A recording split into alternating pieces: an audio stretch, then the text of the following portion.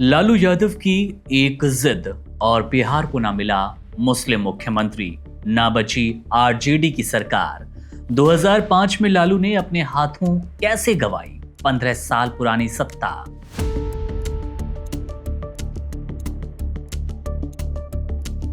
बिहार की राजनीति में एक दिलचस्प मोड़ 2005 में आया, जब लालू यादव अपनी एक जिद की वजह से सत्ता से बाहर हो गए।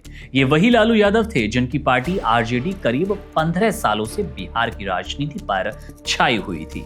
उनका MY समीकरण यानी कि मुस्लिम यादव वोट बैंक राज्य की सबसे ताकतवर राजनीतिक शक्ति माना जाता था।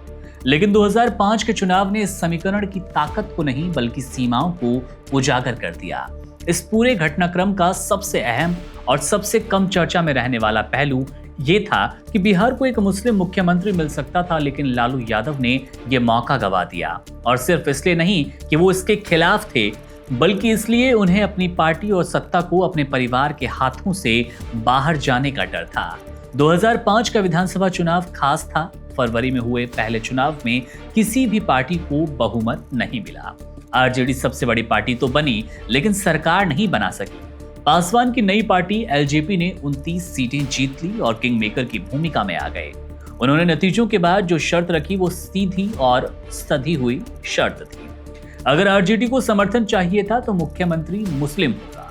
रामविलास पासवान का ये दांव सीधा लालू यादव के मुस्लिम वोट बैंक पर था। ये एक तरह से उनके मुस्लिम हितैषी होने की छवि की परीक्षा थी। अगर लालू इस मांग को मान लेते तो वो मुस्लिम समुदाय में अपनी पकड़ और मजबूत कर सकते थे। लेकिन ऐसा करने का मतलब होता कि राबड़ी देवी की कुर्सी छुड़वाना और एक गैर परिवार व्यक्ति को सत्ता सौंपना। लालू ने इस प्रस्ताव को ठुकरा दिया। अब यहीं से कहानी लेती है मोड़। लालू का यह इनकार उनके लिए सिर्फ नैतिक हार नहीं था, बल्कि राजनीतिक नुकसान साबित हुआ। जो मुस्लिम वोट बैंक लंबे वक्त से उनके साथ था, उनका कोर वोटर था, उसका एक बड़ा हिस्सा धीरे धीरे नीतीश कुमार की तरफ शिफ्ट होने लगा। लोगों को साफ नजर आया कि जब बात मुस्लिम नेतृत्व की आई तो लालू पीछे हट गए।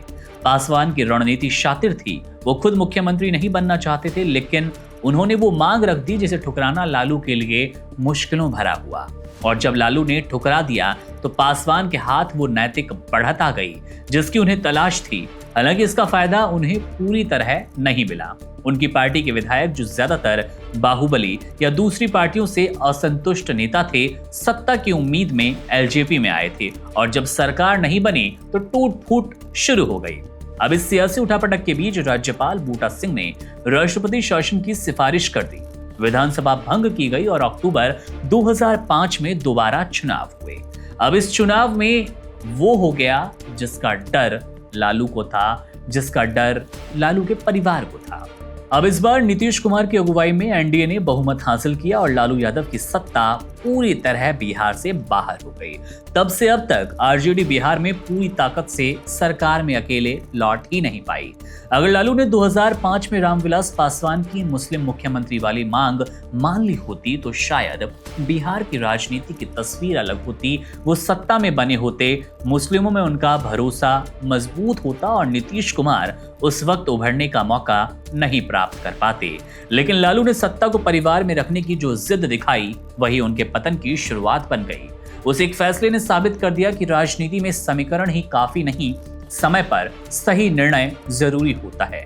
सत्ता हाथ में हो और फिर जाने लगे तो अक्सर वजह बाहर नहीं भीतर ही होती है। तो कहानी सीधी सी है कि लालू की एक जिद, वो जिद जिसने उन्हें न केवल सत्ता से बाहर किया, 15 साल पुरानी सत्ता छीनी, बल्कि इसके साथ साथ बिहार को कभी मुस्लिम मुख्यमंत्री नहीं मिल पाया, जो कि आज से 20 साल पहले भी मिल सकता था। पर लालू कहीं ना कहीं अपने परिवारवादी सोच, परिवार को फायदा पहुंचाने के चलते उस मुख्यमंत्री वाले पद को किसी मुस्लिम को ना दे पाए।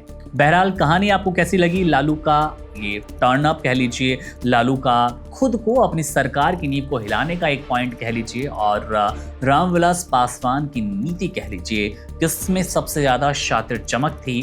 कमेंट करके जरूर बताइएगा। क्या सचमुच रामविलास को ऐसा करना चाहिए था? रामविलास को क्योंकि इसका फायदा तो नहीं मिला, पर लालू अपनी सत्ता जरूर गंवा बैठे। मेरा नाम है मुकुंद, आप बने रहिए वन इंडिया के साथ। शुक्रिया। Subscribe to One India and never miss an update. Download the One India app now.